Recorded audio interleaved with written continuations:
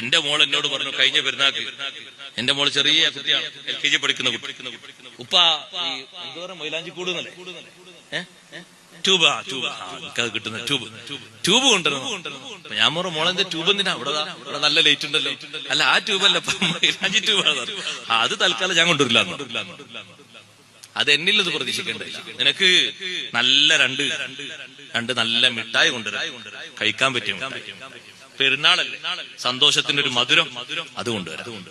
ഞാൻ കൊണ്ടുവരാം. അത് എന്റെ പക്കത്ത് പ്രതീക്ഷിക്കും വേണ്ട. അതെന്താ ഉപ്പ മൈലാഞ്ചിട്ട് എന്താ കുഴപ്പം? അല്ല, അത് നിനക്കിടാൻ പാടില്ല. വിവാഹിതരല്ലാത്ത പെൺകുട്ടികൾ മൈലാഞ്ചി ഇടുന്നത് കറാഹത്താണ്.